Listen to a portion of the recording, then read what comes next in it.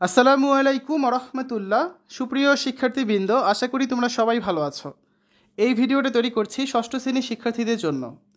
NCTB কর্তৃক প্রণীত ষষ্ঠ শ্রেণীর ইতিহাস ও সামাজিক বিজ্ঞান বার্ষিক পরীক্ষার প্রশ্নপত্র নিয়ে আজকে আলোচনা করব। 100 নম্বরের একটা পরীক্ষা হবে, যার জন্য তোমরা 3 ঘন্টা সময় পাচ্ছ। তো প্রথমে রয়েছে নৈবেদিক অংশ, যার মধ্যে বহু নির্বাচনী প্রশ্ন থাকবে 15টা, প্রত্যেকটা এক করে মোট হচ্ছে 15 নাম্বার।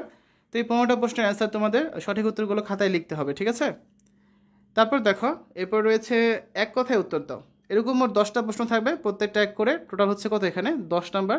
তো এই প্রশ্নের উত্তরগুলো খুব ছোট, এক লাইনে অ্যান্সারগুলো করতে হবে তোমাদের।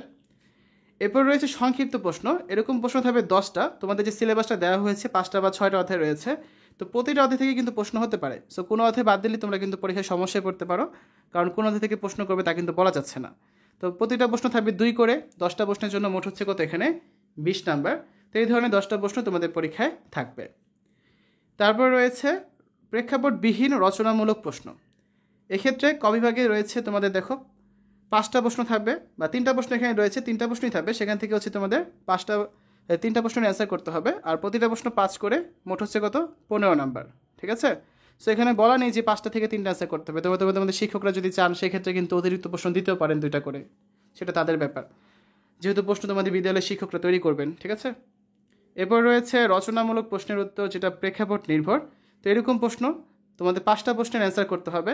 প্রতিটা প্রশ্ন হচ্ছে 8 করে, তার মধ্যে 2টা করে অংশ রয়েছে, একটা হচ্ছে 3, পরের অংশ হচ্ছে 5, এই হচ্ছে মোট 8। তো এরকম 8 করে মোট 5টা প্রশ্নের অ্যান্সার তোমাদের করতে হবে। আর প্রতিটা প্রশ্নের ক্ষেত্রে দেবে তোমরা হচ্ছে কিছু প্রেক্ষাপট বা দৃশ্যপট থাকবে, যার আলোকে তোমাদের 2টা করে প্রশ্নের অ্যান্সার করতে হবে।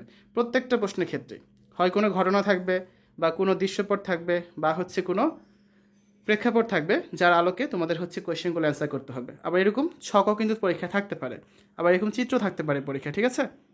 তো এভাবে করে তোমাদের 5টা প্রশ্নের অ্যান্সার কিন্তু পরীক্ষায় করতে হবে।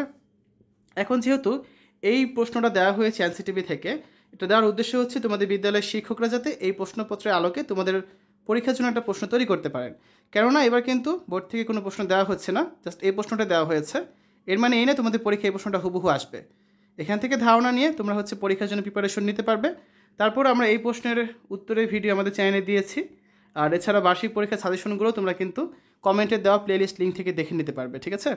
তো শিক্ষার্থীরা, আশা করি এই ভিডিওটা তোমাদের কাছে ভালো লেগেছে। পরবর্তী ভিডিওগুলো দেখার আমন্ত্রণ জানিয়ে আজ এখানে বিদায় নিচ্ছি। আল্লাহ হাফেজ।